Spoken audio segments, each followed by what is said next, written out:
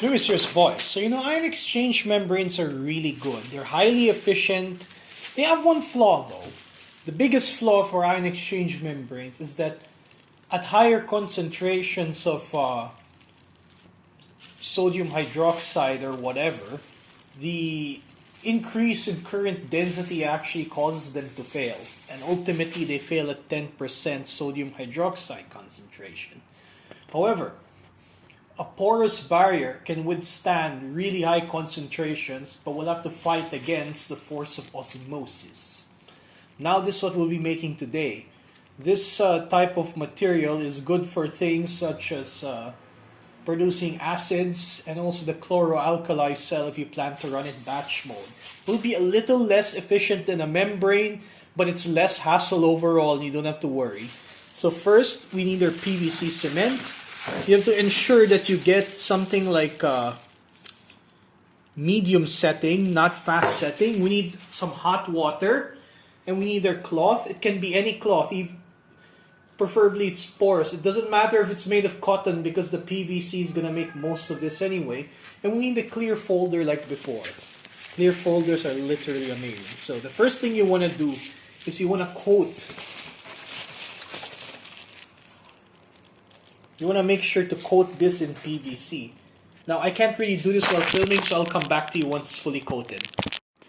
So unlike the previous ones, this one has to be really well coated. Like you can see through it if you got the white one. Now you get your hot water, and you just lift and dunk this in there. Make sure not to fold it. That's really important. You're gonna have a bad day. Once you've sunk it in the hot water, just like before, you have to shake it. And just let it soak in there for about a minute. What this is doing is it's actually forcing the glue to set, but in a very bad way, making a lot of holes. This is why in the warning it says do not flow liquids until it fully dries. Because if you flow water through it, that water is gonna start going through the PVC, creating a highly porous mess, which for piping is very bad. If you do this for piping, you're going to end up with a leaky joints, and that's not good. But we want it. We want that water to make a really porous set, because that's going to be really important for what we're about to do next. So you just have to leave it in here. One good way to test is to lift it up and make sure water leaks through. Because this is not the final step yet, I can't do this with one hand, but ideally, you guys would have to do this. So, once you've done that, you then take your folder. You place your PVC. It's so hard to do with one hand. So, you take your folder. You then, you know what? I'll just do it this way. Just put.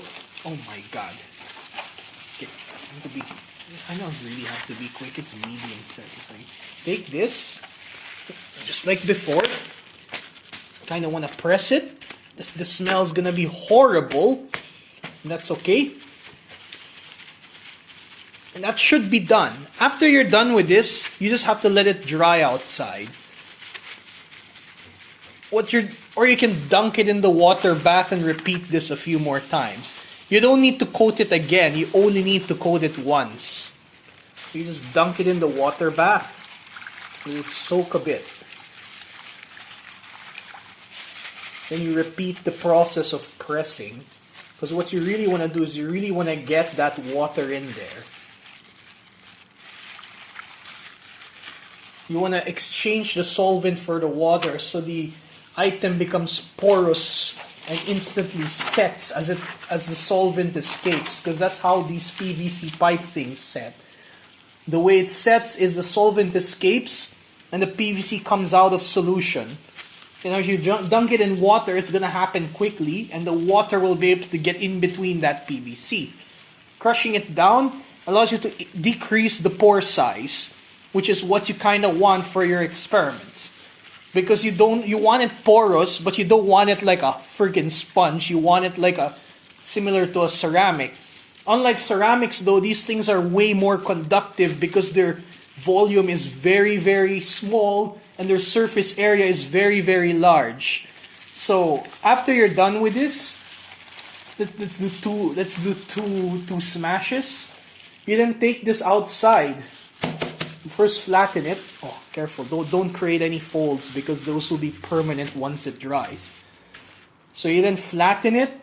You let this dry outside and you're done. Here's an example of the membrane in action. So this side of the cell is still okay. I purposely reused the old electrolyte so it's black, but it wasn't before.